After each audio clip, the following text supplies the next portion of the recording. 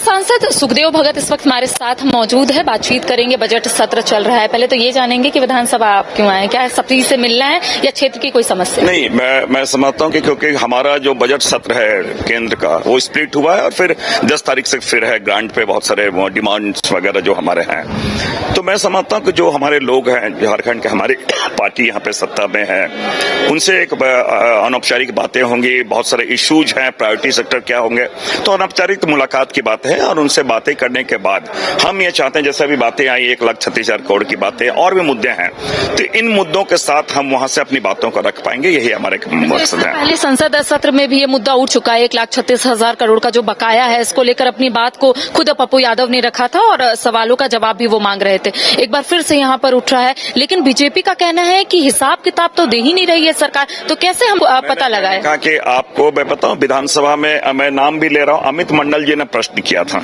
उसमें बहुत डिटेल्स में आया था और चीफ सेक्रेटरी ने भी दिया था, उसमें जवाब दिया था कि रॉयल्टी के कहां पैसे बचे, लैंड एक्विजिशन के पैसे कहां बका, वो सारी चीजें अलग अलग जो चीजें थी उन्होंने बाइफर्केट करके चीजों को दिया था।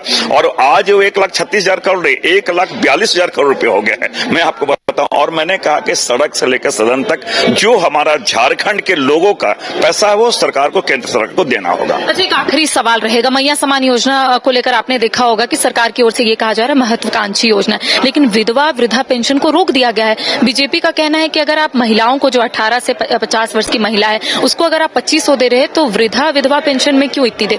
आप 1,000 से उसको बढ़ा के 2,500 क्यों नहीं कर रहे? नहीं, देखिए, इस तरह से आरोप नहीं होते हैं। कुछ चीजें जैसे आपने देखा होगा कि ये पैसे केंद्र के जो राशि, हमारे 2 योजनाएं चलती है जिसमें हमारा स्टेट गवर्नमेंट 75% देती है और कहीं 25% देती है, योजनाएं चलती है।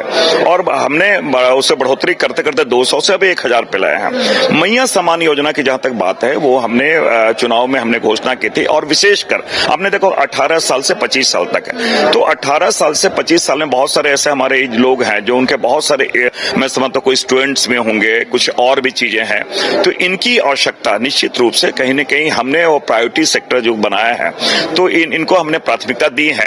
और जो राज्य के जो बजट हैं, जो हमारे स्रोत, जो अगर राजस्व स्रोत है, अगर हमें वो वहां कटेल कर पाए, हमारे बढ़ पाएंगे, तो निश्चित रूप से हम इनको प्रति समर्पित है, इसमें कहीं दो राय नहीं है। लेकिन राशि को लेकर बात है, मुख्यमंत्री हेमंत सोरेन ने हाल ही के दिनों में बयान दिया, आपने सुना होगा, गिरिडीह में उनका कहना है कि अगर बकाया राशि का भुगतान नहीं होता है तो आर्थिक नाकाबंदी की जाएगी, आंदोलन किया जाएगा और खनन और कोयला को राज्य से बाहर नहीं जाने दिया जाएगा। निश्चित रूप से हेमंत सोरेन जी जिन बातों को उन्होंने रखा है राज्य के हित में, और आज भी 1,36,000 करोड़ उसी से संबंधित है।